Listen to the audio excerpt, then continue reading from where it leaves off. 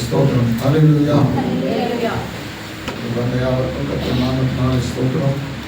சென்னையில் உள்ளவங்களுக்கும் நன்றி சொல்லிக்கொள்கிறேன். கர்த்தருக்கு ஸ்தோத்திரம். சரி, யாத்திராகமம் 12ஆம் அதிகாரம் 14வது வசனம். அந்த நாள் உங்களுக்கு நினைவு கூறுதலான நாளாய் இருக்க கடவுது. அதை கர்த்தருக்கு பண்டிகையாக ஆசரிப்பீர்களாக. அந்த நாள் உங்களுக்கு நினைவு கூறுதலான நாளாக இருக்க கடவுது. அந்த நாள் உங்களுக்கு நினைவு கூறுதலான நாளாக இருக்க கடவுது. ஆமென். ஸ்தோத்திரம். அதை கர்த்தருக்கு பண்டிகையாக ஆசரிப்பீர்களாக.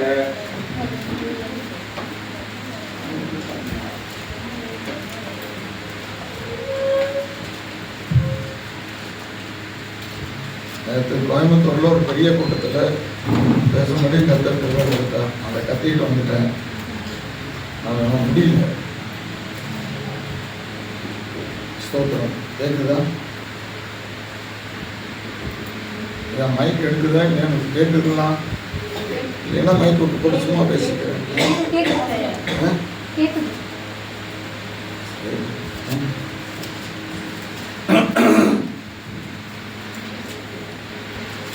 சரி, அந்த நாள் உங்களுக்கு கவனிக்கிறீங்களா? அந்த நாள் உங்களுக்கு நினைவு கூறுதலான நாளாக இருக்க கடவுது. கர்த்தருக்கு ஸ்தோத்திரம். தேவன் தம்முடைய ஜனத்திற்கு அவர்கள் சந்தோஷப்பட வேண்டும், அவர்கள் தன்னை ஆராதிக்க வேண்டும் என்பதற்காக பண்டிகைகளை கர்த்தர் இஸ்ரவேல் ஜனத்திற்கு கொடுத்தார். கர்த்தருக்கு ஸ்தோத்திரம். நீங்கள் இந்த பண்டிகையை என்ன பண்ணுங்க? ஆசரிங்க. அப்படி தேவன் தம்முடைய ஜனத்திற்கு கொடுத்த முதலாவது பண்டிகை பஸ்கா பண்டிகை, பெசாக் என்று சொல்கிறார்கள். இந்த பஸ்கா பண்டிகை ஒன்றுதான் இஸ்ரவேல் ஜனங்கள் எகிப்து தேசத்திலே, சரி எல்லாம் போதும்னா உங்களுக்கு போதும் என்றால் போதும், எகிப்து தேசத்திலே இந்த பண்டிகையை அவர்கள் ஆசரித்தார்கள். மீதி பண்டிகை எல்லாம் கானான் போன பிறகு அங்கே ஆசரிக்கப்பட்டதான பண்டிகைகள். புளிப்பில்லாத பண்டிகை, முதற் பலனின் பண்டிகை, 4வது பெந்தேகோஸ்தே பண்டிகை, 5வது எக்கால பண்டிகை, 6வது பாவ நிவர்த்தி செய்யும் பண்டிகை, பாவ நிவர்த்தி பண்டிகை, அட்டோன்மெண்ட். அதை அவங்க யாம் கிப்பூர் என்று சொல்லுகிறார்கள். அந்த யாம் கிப்பூர் என்று சொன்னால் ஒருவரை ஒருவர் பார்த்து உன்னுடைய பெயர் புஸ்தகத்தில் என்ன பண்ணப்பட எழுதப்பட கடவுள். அதுதான் அந்த பாவ நிவர்த்தி பண்டிகை. உன்னுடைய பெயர் என்ன பண்ண கடவுது? புஸ்தகத்திலே எழுதப்பட கடவுது. பாருங்கள், பரலோகத்திலே அநேக புஸ்தகங்கள் இருக்கிறது. தெரிந்தவர்களெல்லாம் ஒரு புஸ்தகத்தை சொல்லுங்கள பார்க்கலாம். ஆட்டுக்குட்டியானுடைய ஜீவ புஸ்தகம், ஜீவ புத்தகம், ஞாபக புஸ்தகம், ஜீவ புத்தகம். பாருங்க, ஆட்டுக்குட்டியானவருடைய ஜீவ புத்தகம், ஞாபக புத்தகம், இது வெவ்வேறு புத்தகம். ஆட்டுக்குட்டியானவருடைய, நீங்கள் சொன்னதுனால ஒரு காரியம் சொல்லிவிடுகிறேன். ஆட்டுக்குட்டியானவருடைய ஜீவ புத்தகம் என்பது, நம்ம உள்ள வந்துருங்க,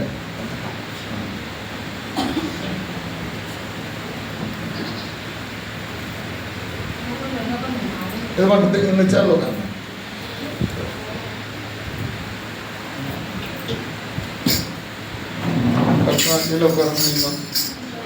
சரி. நீங்கள் தெரிந்திருக்க வேண்டும் என்று சொல்லுகிறேன். திலகாசிரியர் என்ன சொன்னீங்க? ஜீவ புத்தகம். ரீட்டாசிரியர் என்ன சொன்னீங்க? ஆட்டுக்குட்டியானவுடைய ஜீவ புத்தகம் என்பது மேரேஜ் ரெஜிஸ்டர். அது எங்க இருக்குது? எங்க இருக்கும்? இங்கே உலகத்துல ரெஜிஸ்ட்ரார் ஆபீஸ்ல திருமணமானவர்களை பதிவு பண்ணுகிற புத்தகம். அந்த புத்தகத்துல இருக்கிறவங்க மணவாட்டி. திலகாசிரியர் சொன்னாங்கல்ல, ஜீவ புத்தகம் என்கிறது பர்த் ரெஜிஸ்டர், பிறப்பு பதிவு ஏடு. பிறப்பு பதிவு ஏடு தானே ஐயா? ஏடுன்னு சொல்லாமல்ல, ஏடு நோட்டு பதிவேடு, பிறப்பு பதிவேடு, அதுதான் ஜீவ புத்தகம். ஞாபக புத்தகம் என்று ஒன்று இருக்கிறது. ராத்திரியில தூக்கம் வரல, அந்த புத்தகத்தை என்ன பண்ணப்பா? வாசி. நாம் செய்த ஒவ்வொரு கிரியையும், மனுஷர் பேசும் ஒவ்வொரு வார்த்தையும் அந்த புத்தகத்தில் என்ன பண்ணப்பட்டிருக்கிறது? இன்னொரு புத்தகம் இருக்கிறது, The Book of Substance இருக்கிறது. என்ன புத்தகம் Babu? The Book of Substance இருக்கிறது. என்ன குறைச்சிக்கலாமா? சரி, அப்ப சரி.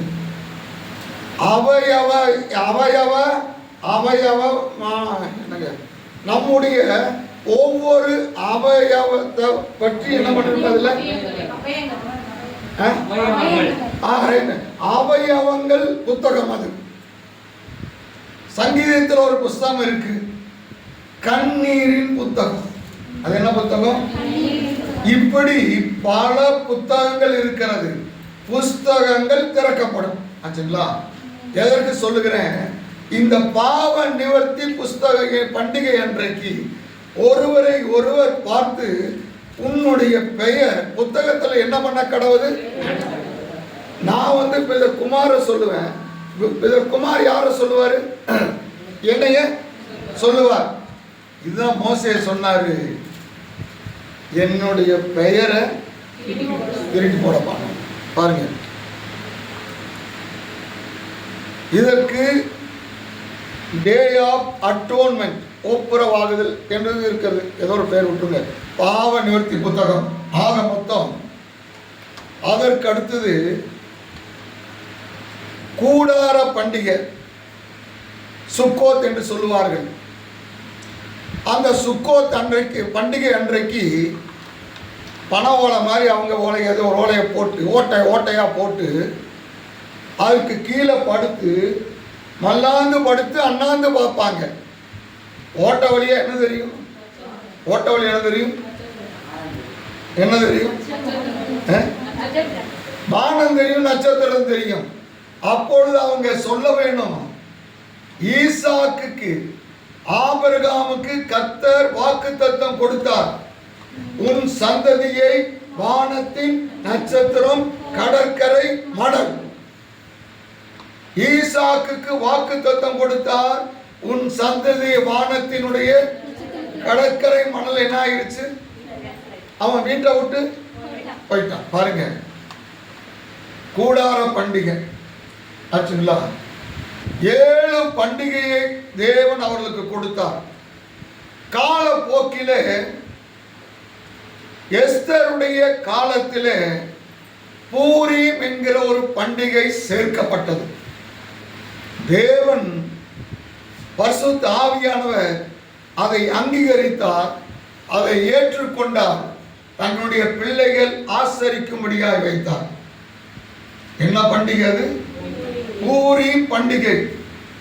அன்றைக்கு பெரிய கேக்கு செய்வாங்க, பெரிய கேக்கு செய்வாங்க. அந்த கேக்குக்கு பேரு ஆமான். அந்த கேக்குக்கு பேரு ஆமான். ஆமான் கேக்கு. அதை வெட்டி சாப்பிடுகிற பொழுது கால தரையில அடிப்பாங்க. யார் அடிக்கிறதாக அர்த்தம்? ஆமான் அடிக்கிறதாக அர்த்தம். ஆமான் மேல ஜெயம் எடுத்ததான ஒரு காரியம், அதை நினைவு கூற ஒரு பண்டிகை. ஆக மொத்தம் அது கடைசியாய் சேர்க்கப்பட்டதான ஒரு பண்டிகை. இந்த பஸ்கா என்கிறது எகிப்து தேசமாகிய இந்த உலகத்திலே நாம் ஆசரிக்கிற ஒரு பெரிய பண்டிகை. ஆமென். இந்த பண்டிகைக்கு பிறகுதான் இஸ்ரவேல் ஜனங்க எகிப்தை விட்டு கானானுக்கு புறப்பட்டாங்க. கர்த்தர் வாசிக்க வேண்டாம், உபாகமம் புத்தகம் 16ஆம் அதிகாரம் 16வது வசனத்தில் சொல்லுகிறது, உன்னுடைய ஆண் மக்கள் எல்லாரும் வருஷத்துக்கு 3 தரம் இங்க வர வேண்டும். அப்படி வரலைன்னா அவன் பேரை என்ன பண்ணிரு? அவன் பேரை எடுத்துரு. பாருங்க, அதுல பஸ்காவுக்கு என்ன பண்ணுவாங்க? அவங்க பஸ்கா பண்டிகை ஆசரிக்க என்ன பண்ணணும்? எருசலேமுக்கு வரணும். முஸ்லீமுங்க ஒரு குறிப்பிட்ட ஒரு பண்டிகைக்கு எப்படி ஆயிலும் எங்க போகணும்? மெக்காவுக்கு. இவன் போக முடியலைன்னா போறவனை வழி அனுப்ப வேணும். வந்து நல்ல வேலை, இது பழைய ஏற்பாட்டில் இருக்குது. வருஷத்துக்கு 3 தரம் வரலைன்னா பேரை என்ன பண்ணி போடு. அந்த சட்டம் இன்னைக்கு இருக்குமானா என்ன ஆகிறது யோசித்து பாருங்க. சரி, இந்த பண்டிகையை நாம் ஆசரிக்கிற பொழுது சகரியாவின் புத்தகம் 14ஆம் அதிகாரம் 17வது வசனம். சகரியாவின் புஸ்தகம் 14ஆம் அதிகாரம் 17வது வசனம். அப்பொழுது பூமியின் வம்சங்களில் சேனைகளின் கர்த்தராகிய ராஜாவை தொழுது கொள்ள எருசலேமுக்கு தொழுது கொள்ள பண்டிகைக்கு வராதவன் எவனோ அவனுடைய பெயர் அவனுடைய மழை வருஷிப்பதில்லை. அவன் மேலே மழை என்னாகாது, அவங்க வீட்டு மேல மழை பெய்யாது. பாருங்க, அப்படி ஒரு சட்டத்தை கர்த்தர் கொடுத்தார். ஆக இந்த பஸ்கா பண்டிகையை எகிப்திலே அவர்கள் ஆசரித்த போது ஒரு பெரிய வித்தியாசம் எபிரேயர்களுக்கும் எகிப்தியர்களுக்கும். எபிரேயருடைய வீட்டிலே ஒரு ஆடு மரித்தது. எபிரேயருடைய வீட்டிலே ஒரு ஆடு மரித்தது. எகிப்தியருடைய வீட்டிலே முதல் பேர் எல்லாம் மரித்தது. அப்போ இந்த பண்டிகை ஒரு பெரிய வித்தியாசத்தை உண்டு பண்ணுகிறதான பண்டிகை. எதற்காக கர்த்தர் இதை கொண்டு வந்தார்? எபிரேயர் புஸ்தகம் 9ஆம் அதிகாரம் 22வது வசனம். ரத்தம் சிந்துதல் இல்லாமல் பாவ மன்னிப்பு இல்லை. ஸ்தோத்திரம். அடுத்ததான காரியம், ஆண்டவர் சொன்னாரு, இந்த பண்டிகையை நீங்கள் ஆசரிக்கிறீங்க பாருங்க, இந்த மாதம் உங்களுக்கு முதல் மாதமாய் இருப்பதால். எந்த மாதம்? எந்த மாதம்? ஆபீப் மாதம். இந்த பண்டிகையை ஆசரித்த பிறகு இந்த மாதம் தான் இனிமேல் எப்படி இருக்கும்? முதல் மாதமாய் இருக்கும். ஆபீப் என்று சொன்னால் ரினியூ, புதுப்பித்தல். நம்முடைய வாழ்க்கை புதிதா என்ன பண்ணுகிறது? மாறுகிறது. இது இந்த ஆபீப் மாதம் இந்த பண்டிகையை கொண்டாட வேண்டும். எதற்கு? நம்முடைய வாழ்க்கை மாறும்படியாக. ஒன்று. இரண்டாவது காரியம், இந்த மாதத்தில் யாத்திராகமம் 12ஆம் அதிகாரம் 3வது வசனத்தில் 12:3 வசனத்தில் இந்த மாதம் 10ஆம் தேதி அந்த பண்டிகையை நீங்க வீட்டில் என்ன பண்ணுங்க? ஆசரிங்க. 10 என்கிறது நியாயப்பிரமாணத்தினுடைய ஒரு எண். இயேசு கிறிஸ்து சொல்கிறார், நியாயப்பிரமாணத்தை அழிக்க வராமல் நியாயப்பிரமாணத்தை நிறைவேற்றுவதற்காக நான் என்ன பண்ணேன்? வந்தேன். எபிரேயர் புஸ்தகம் 10ஆம் அதிகாரம் 1வது வசனத்தில் சொல்லுகிறது, இது நிழலாக இருக்கிறது. இது பழைய ஏற்பாட்டிலே ஆசரித்த காரியம் நிழலாக இருக்கிறது. புதிய ஏற்பாட்டிலே அது உருவமாக இருக்கிறது. ஸ்தோத்திரம். அடுத்ததாக அந்த ஆடு பழுது அற்றதாய் இருக்க வேண்டும். கொரிந்தியர் புஸ்தகத்தில் நாம் வாசிக்கிறோம், கிறிஸ்து நமக்காக என்ன பண்ணாரா? அடிக்கப்பட்டார். நம்முடைய பஸ்காவாகிய இயேசு அடிக்கப்பட்டார். அவர் பழுது இல்லாதவர். இயேசு கிறிஸ்துவை 4 பேர் விசாரித்தார்கள். 2 பேர் அரசியல் தலைவர்கள், 2 பேர் ஆன்மீக தலைவர்கள். 4 பேர் விசாரித்ததில் இயேசு குற்றமற்றவர். ஆமென். அப்ப இந்த ஆடு பழுதற்றதான ஒரு ஆடு. ஆச்சுங்களா? இதை எவ்வாறு கடைபிடிக்க வேண்டும்? இதுதான் முக்கியம். முதல் காரியம், யாத்திராகமம் 12ஆம் அதிகாரம் 3வது வசனம். நீங்கள் இஸ்ரவேல் சபையார் யாவரையும் நோக்கி, இந்த மாதம் 10ஆம் தேதியில் வீட்டு தலைவர்கள் வீட்டுக்கு ஒரு ஆட்டுக்குட்டி. வீட்டுக்கு முதல் கண்டிஷன், முதல் காரியம் எல்லாரும் மனசுல வைத்துக் கொள்ளுங்கள். வீட்டுக்கு எத்தனை ஆடு வேணும்? ஒரு ஆடு.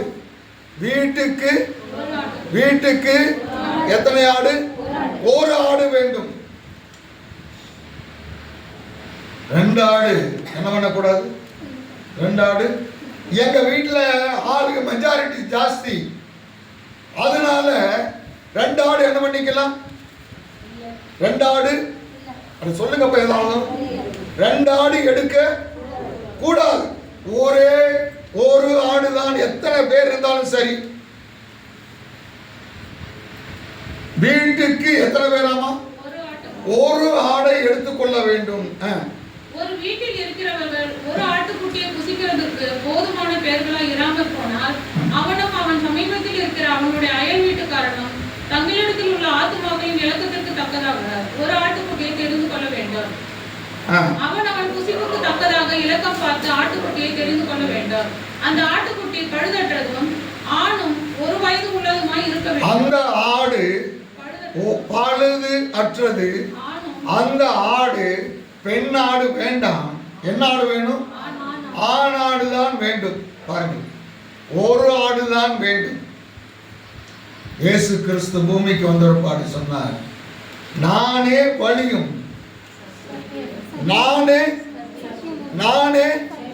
நானே வழி, நானும் வழி என்று இயேசு என்ன பண்ணல? நானும் வழி என்று சொல்லவில்லை. ஒருவேளை இயேசு நானும் வழியாக இருக்கிறேன் என்று சொன்னால் மரியாளும் வழிதான். சூசையப்பரும் எல்லா அந்தோனியாரும். ஆனால் இயேசு சொன்னது நானே ஒரே ஒரு ஆடுதான். அல்லேலூயா. பரலோகம் போக ஒரே ஒரு வழிதான் இருக்கிறது. அல்லேலூயா. அந்த வழிதான் இயேசு. ஆமென். ஆசரிப்பு கூடாரத்துக்கு எத்தனை வழி? ஒரே வழி. நோவாருடைய பேழைக்கு எத்தனை வழி? ஒரே வழி. அல்லேலூயா. அந்த வழி இயேசு மாத்திரமே. அல்லேலூயா. அப்போ அந்த ஆடு எத்தனை ஆடு எடுத்துக்கொள்ள வேண்டும்? ஒரு ஆடு எடுத்துக்கொள்ள வேண்டும். 5வது வசனம். அந்த ஆட்டுக்குட்டி பழுதற்றதும் ஆணும் 1 வயது உள்ளதும். 1 வயது ஒரு கிரிட்டிக்கலான ஒரு பிரச்சனை. ஆணாடு ஒருவேளை எடுத்துக்கொள்ளலாம். 1 வயது ஆட்டை என்ன பண்ண முடியாது? எல்லாரும் பிராக்டிக்கலா முடியுமா? முடியாதா? முடியாது. எகிப்திலிருந்து புறப்பட்ட இஸ்ரவேல் புத்திரரில் புருஷர் மாத்திரம் 6 லட்சம் பேர். எத்தனை குடும்பம் இருந்திருக்கும் சொல்லுங்க? எத்தனை சொன்னாலும் ரைட்டு தான். 6 லட்சம் குடும்பம். ரைட்டு. எல்லாரும் உத்தரவுத்தி இல்லாமா? 6 லட்சம் புருஷர்னா எத்தனை குடும்பம் இருந்திருக்குன்னு? 6 லட்சம் குடும்பம். சரி, மேடம் சரி, 6 லட்சம் குடும்பம் என்று சொன்னால் எத்தனை ஆடு தேவைப்படுது? 6 லட்சம் ஆடு. அது எத்தனை வயசு இருக்கணும்? இன்னும் 1 மாசம் இருக்குதுங்க ஒரு வயசுக்கு. அப்படின்னா அந்த ஆடு வேண்டாம். இது குட்டி போட்டு இப்போ 1 வயசுக்கு 1 வாரம் ஜாஸ்தி ஆகி போச்சுங்க. அப்படின்னா அந்த ஆடு இஸ்ரவேல் ஜனங்கள் அடிமைகள்.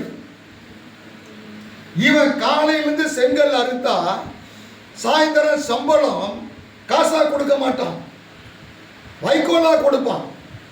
அந்த வைக்கோலை கொண்டு போய் விற்று அப்புறம் அரிசி வாங்கி சோதிங்க வேணும். அப்படி இருக்கும்போது இத்தனை லட்சம் ஆடுகள் 1 வயது உள்ள ஆடுகளை தேடி கண்டுபிடிப்பது, ஆமா டாக்டர் அம்மா, ஈஸியா இல்லையா சொல்லுங்க. கஷ்டமா? மிக மிக பாருங்க. இஸ்ரவேல் ஜனங்க ஒரு காரியத்தில் மிகவும் தெரிந்தவர்கள், மிகவும் பழக்கப்பட்டவங்க, மிகவும் அனுபவசாலி. ஆண்டவர் சொல்றாரு 10 தடவை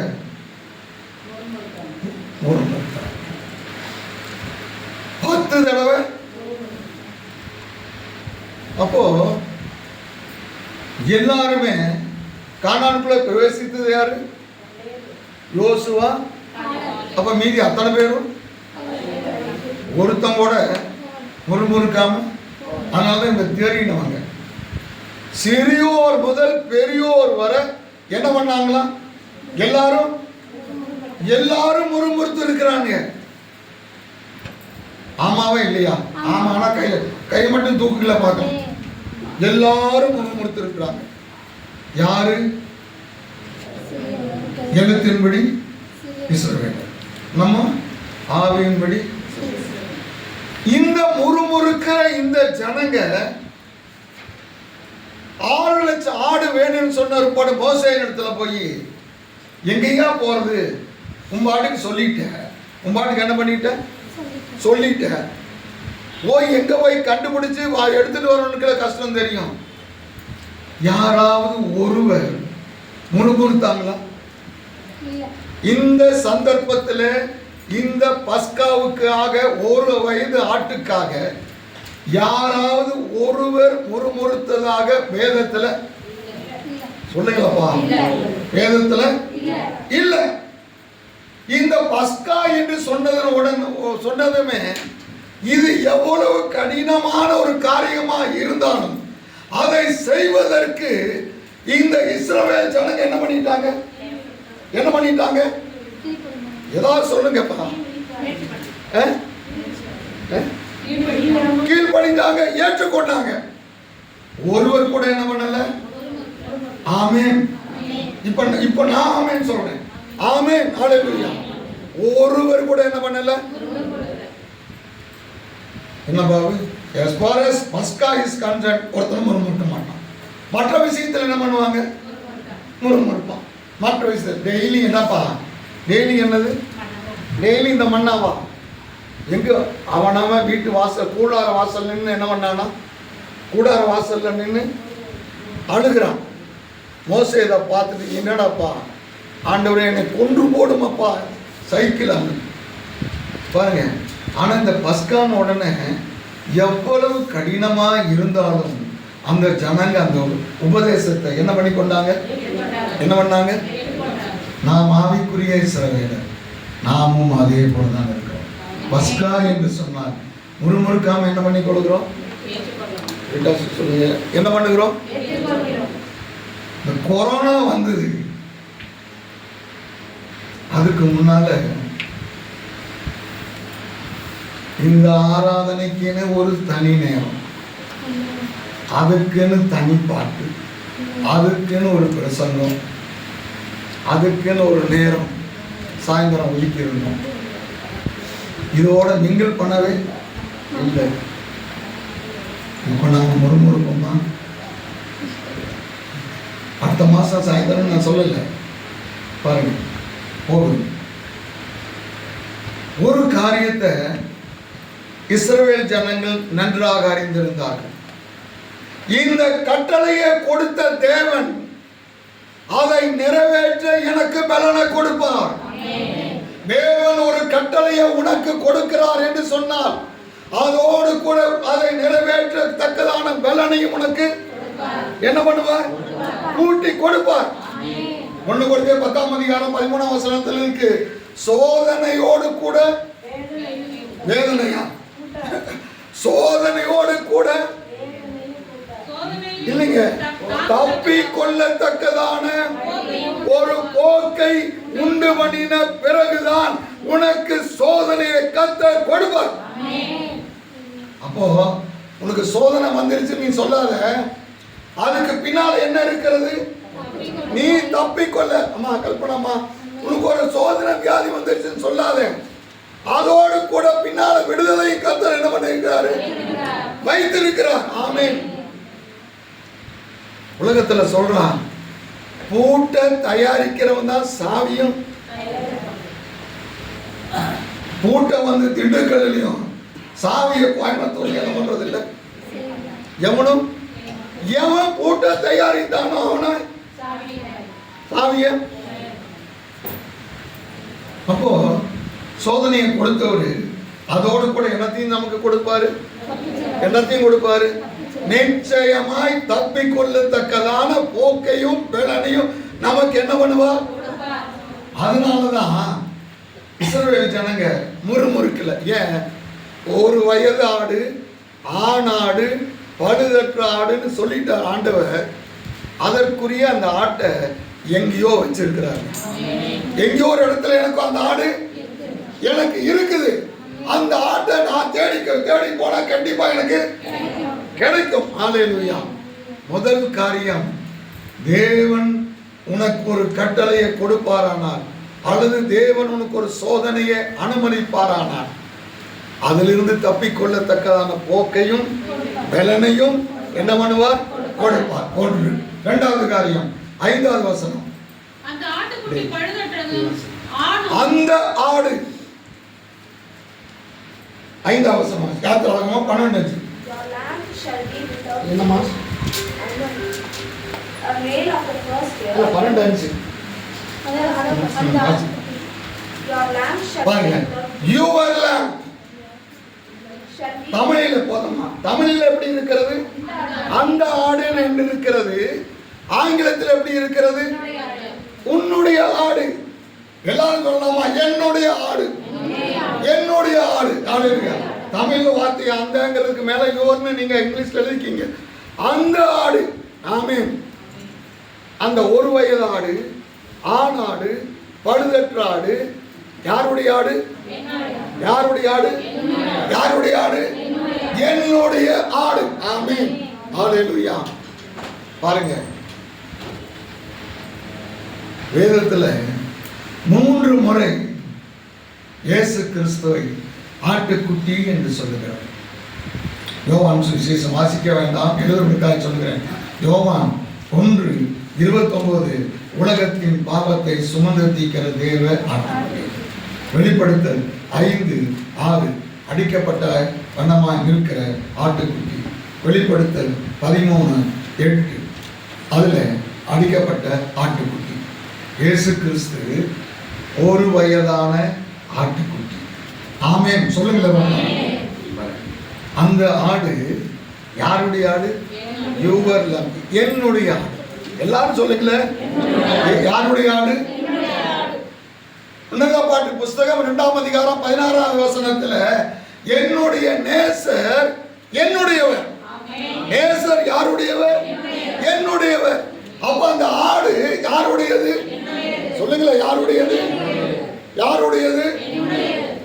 ஒருத்தர், யாரோ ஒருத்தர் தங்க செயினை கழுத்தில் போட்டதை கழட்டி விட்டு வந்துச்சு, தொலைச்சி விட்டு போட்டீங்க. இங்கே இருக்குது.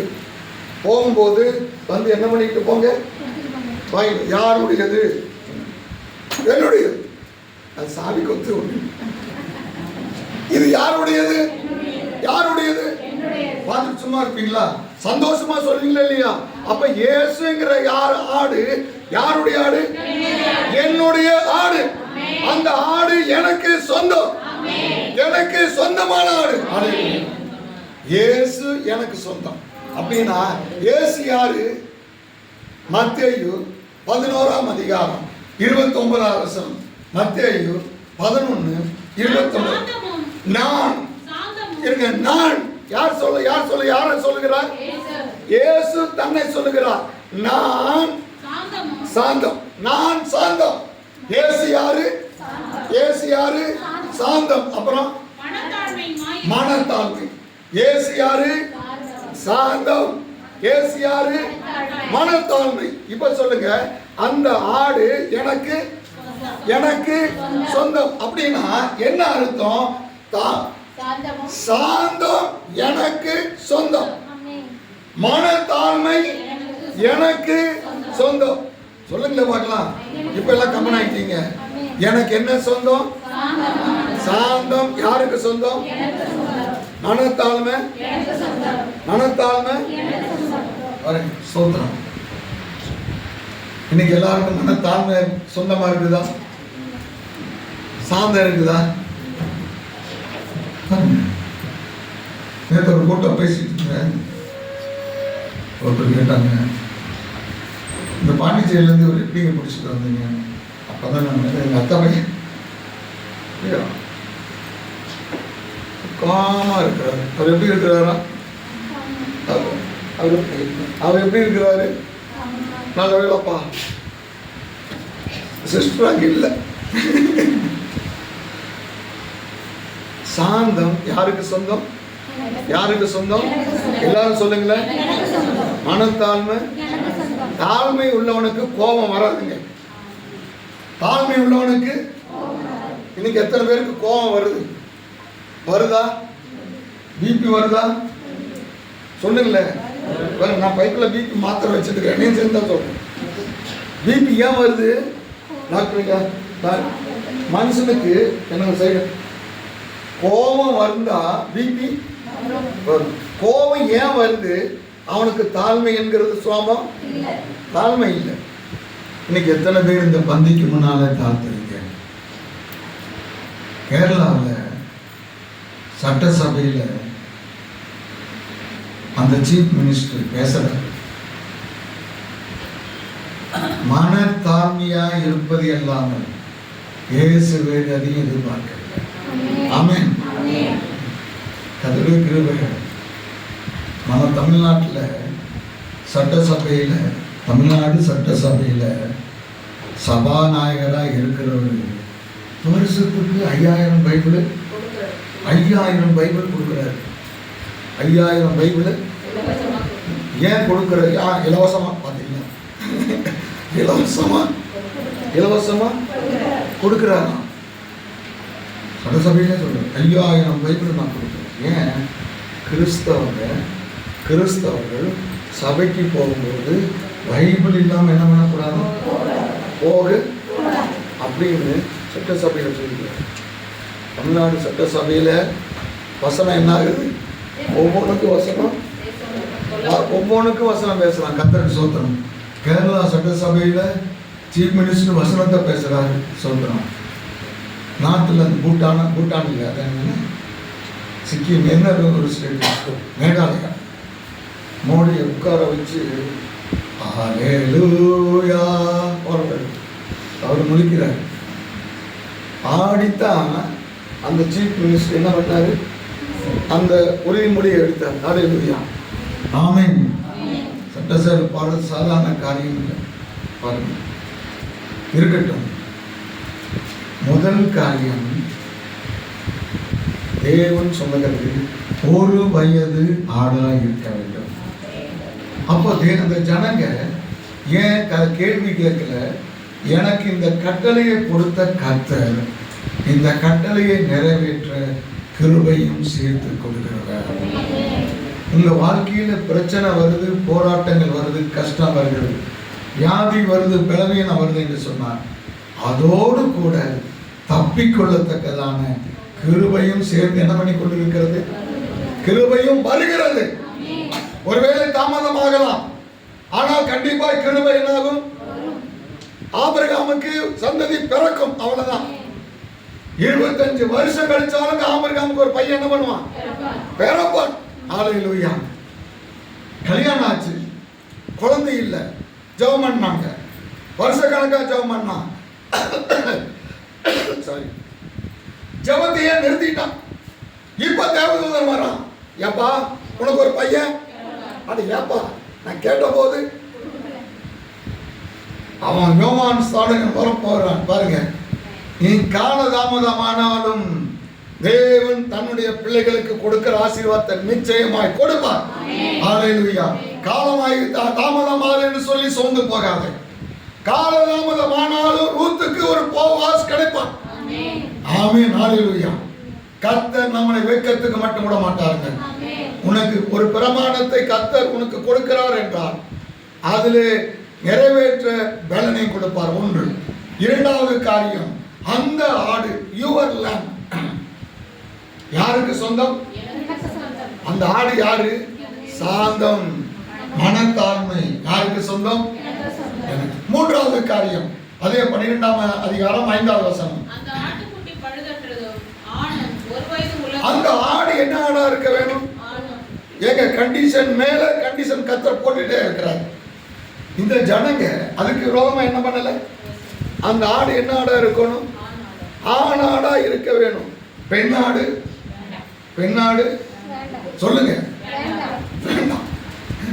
பெண்ணாடு, சிஸ்டர், பெண்ணாடு என்ன? பெண்ணுங்கிறது பலவீனம், ஆணெல்லாம் பலவான நினைக்க வேண்டாம். சிவப்பு கூட பார்த்த உடனே என்ன பண்ணிட்டான்? சிவப்பு கூட பார்த்த உடனே அப்பத்தியா இது எனக்கு எனத்துக்குப்பா, அவன் பலவீனம் அப்படின்னு என்ன அர்த்தம்? பலவீனமானது ஆண்டவருக்கு ஆண்டவருக்கு வேண்டாம். ஹல்லேலூயா. என்னை பலப்படுத்துகிற கிறிஸ்துவினாலே எல்லாவற்றையும் செய்ய எனக்கு என்ன இருக்கிறது? எனக்கு பலன் இருக்கிறது. ஹல்லேலூயா. அப்ப மூன்றாவது காரியம், பலவீனமான ஆடு கர்த்தருக்கு வேண்டாம். பாருங்க, பலவீனம். திம்னாத்துக்கு போனா பலவீனம், பெலிஸ்தர் தேசம் போனா அங்கேயும் போற இடத்துல எல்லாம் புரிஞ்சுக்குங்க, பலவீனம். கர்த்தர் தன்னை விட்டு விலகினதை அறியாமல் இருந்தான். பலவீனமான ஆடு எல்லாத்தையும் கொண்டிருப்பா. இந்த அமலேக்கினுடைய பொருள் ஒண்ணுமே நமக்கு ஒழுமையானதெல்லாம் பார்த்த உடனே என்ன ஆயிட்டாரு? இருதயம் பாருங்க, இருதயம் மாறிடுச்சு. இந்த கர்த்தர் சவுலை அபிஷேகம் பண்ணினதற்காய் மனஸ்தாபப்பட்டார். ஏன்? அவன் பலவீனமான ஆடு. கர்த்தருடைய பிள்ளைகள், உனக்கு சோர்ந்து போகாத. கர்த்தர் உன்னை பலப்படுத்துகிறார். ஹல்லேலூயா. எப்போதும் மனதில் என்னை பலப்படுத்துகிற கிறிஸ்துவனாலே. ஒரு பெண்ணு ஆணா ஜீவித்தா, ஒரு பெண்ணு ஆணாக ஜீவித்தா. 1 சாமுவேல் புஸ்தகம் 2ஆம் அதிகாரம் 34வது வசனம். 1 சாமுவேல் 2. பினகாசினுடைய மனைவி பிள்ளை பேர் எடுக்க பிள்ளையை பெற்றுக் கொண்டு இருக்கிறார். மருத்துவச்சிக்கு சொல்றாங்க, ஏப்பா உனக்கு என்ன ஆகுது? ஒரு ஆண் பிள்ளை பிறக்குது. இன்னொருத்தன் சொல்றான், உங்க மாமனாரு கீழே விழுந்து செத்து போயிட்டார். உன் புருஷன் யுத்தத்தில் என்ன பண்ணிட்டாரு? செத்து போயிட்டாரு. உன்னுடைய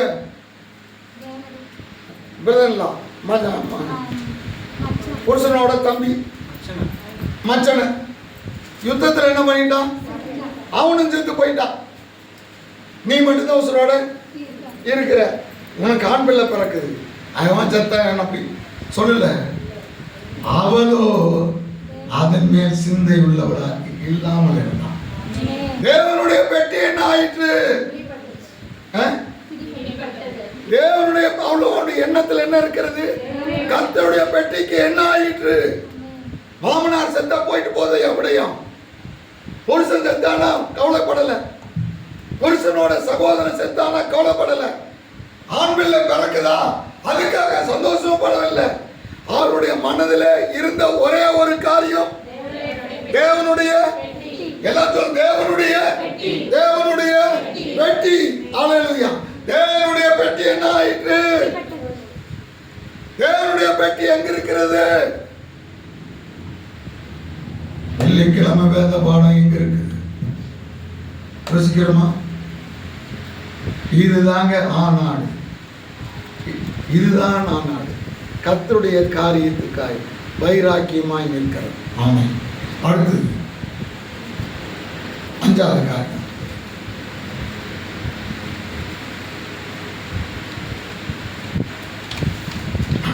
அந்த 5வது வசனம்.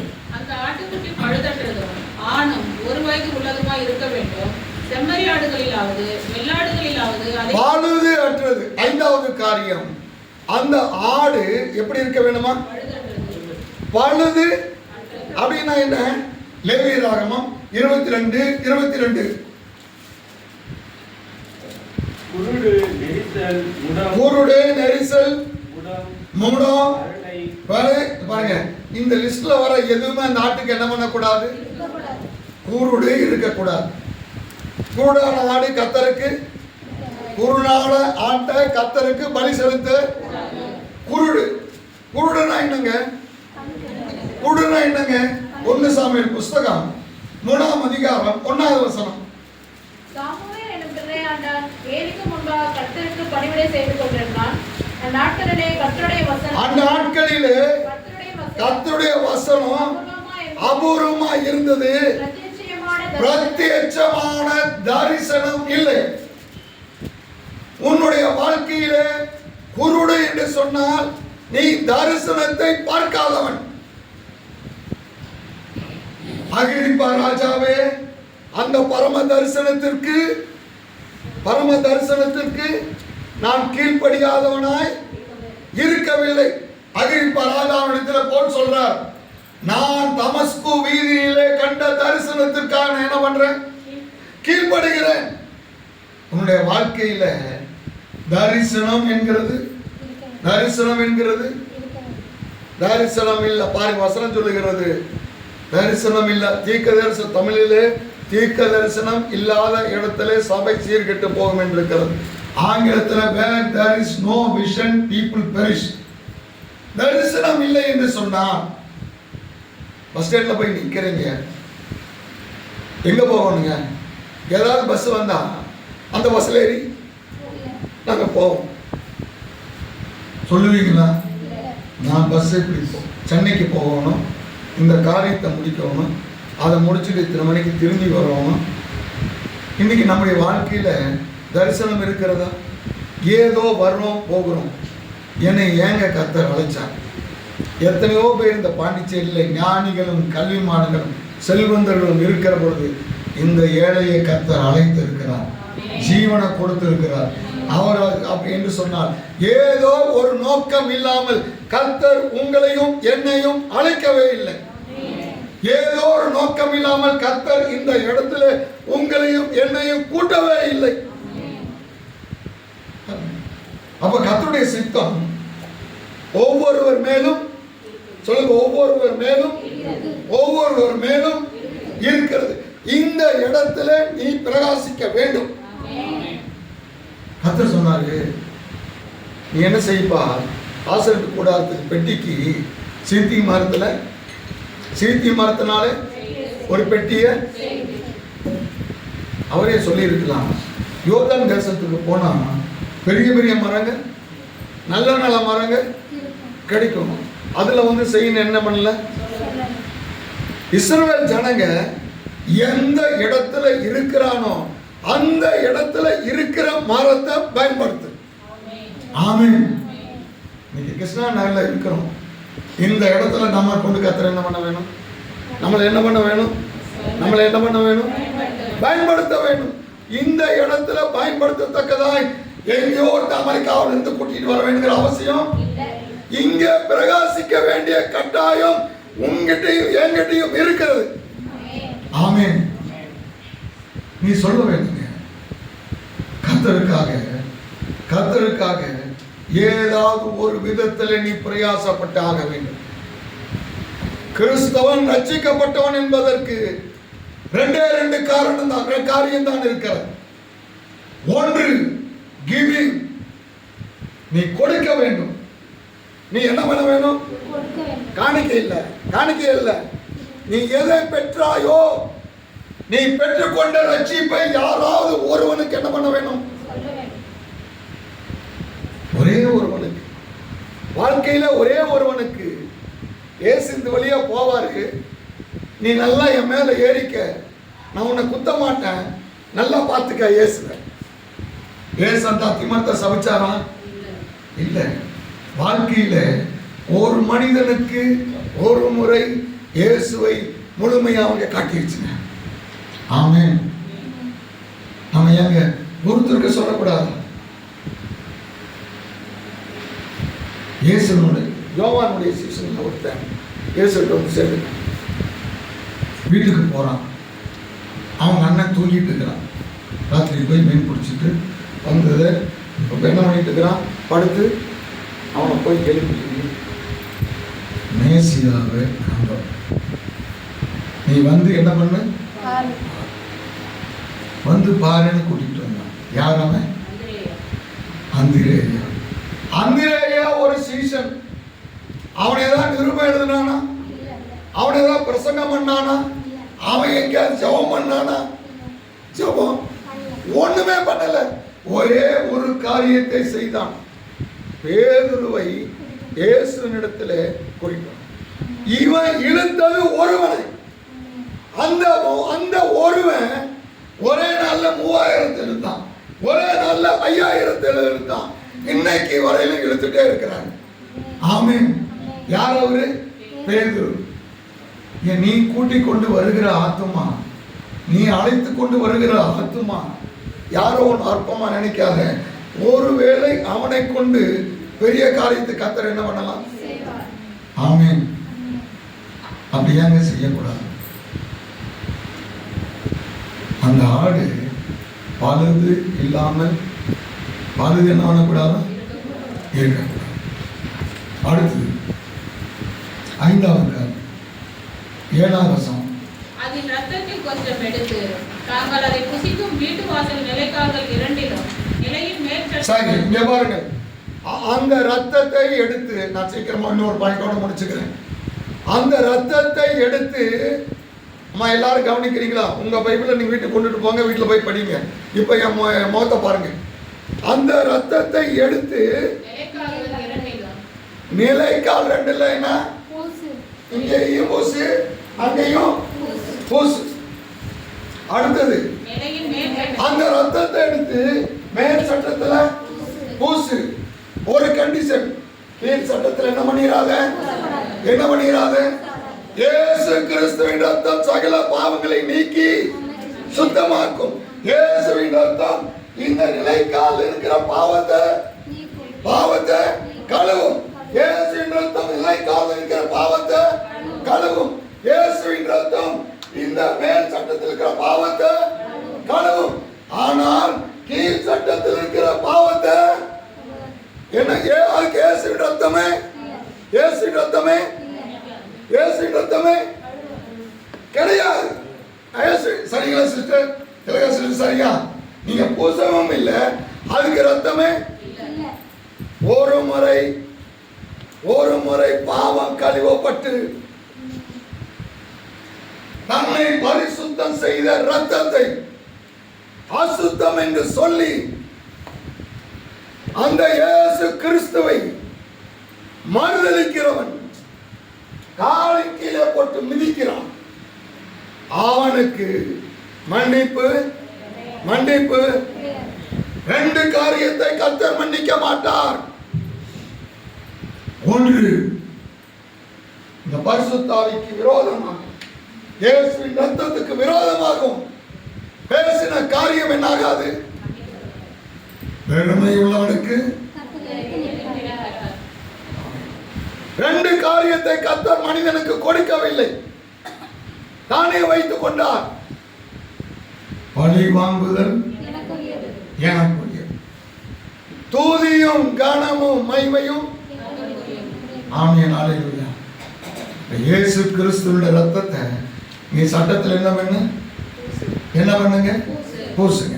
அச்சான். அடுத்தது 10வது வசனம். அதிலே ஒன்றையும் விடியற்காலம் மட்டும் மீதியாக வைக்காமல் விடியற்காலம் மட்டும் அதிலே மீதியாக பாருங்க, அந்த பஸ்காவை, அந்த ஆட்டுக்குட்டியினுடைய சரீரத்தை விடிய காலை வரையில என்ன பண்ணலாம்? என்ன பண்ண? புசி. வெடிஞ்சிட்டா என்ன ஆகாது?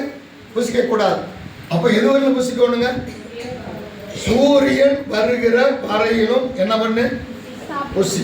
பாருங்க, எல்லாருக்கும் தெரியும் மல்லிகா புஸ்தகத்துல சூரியன் என்கிறது, நீதியின் சூரியன் என்கிறது இயேசு கிறிஸ்து வருகிற வரையும் நாம் இதை என்ன பண்ண வேண்டும்? ஆசரிக்க வேண்டும். ஆமென். கடைசியாக 31ஆம் வசனம். ராத்திரியிலே அவன் மோசேயையும் ஆரோனையும் அழைப்பித்து, நீங்களும் இஸ்ரவேல் புத்திரரும் எழுந்து என் ஜனங்களை விட்டு புறப்பட்டு போய் பாருங்கள், பஸ்காவை புசித்த பிறகு இஸ்ரவேல் ஜனங்க எகிப்தை விட்டு கானானுக்கு என்ன பண்ணாங்களாம்? கானானுக்கு என்ன பண்ணாங்களாம்? எல்லாரும் சொல்லுங்களேன். புறப்பட்டார். கர்த்தருடைய சத்தம், எக்கால சத்தம், தூதனுடைய சத்தம் கேட்கும். அப்பொழுது இந்த பஸ்காவை ஆசரித்தவர்கள் இந்த எகிப்தாகிய பூமியில இருந்து கானானாகிய பரலோகத்துக்கு என்ன பண்ணுவாங்க? என்ன பண்ணுவார்களா? புறப்பட்டு போவார்கள். உலகம் அவர்களுக்கு பாத்திரமாய் இருக்கவில்லை. ஆமென். அப்ப இன்றைக்கு இந்த பஸ்காவை புசிக்கிறவங்க கர்த்தருடைய வரிக்கு கர்த்தர் எடுத்துக்கொள்ள தகுதிப்படுத்துகிறார். எல்லாரும் கண்ணில் பண்ணுவோம்.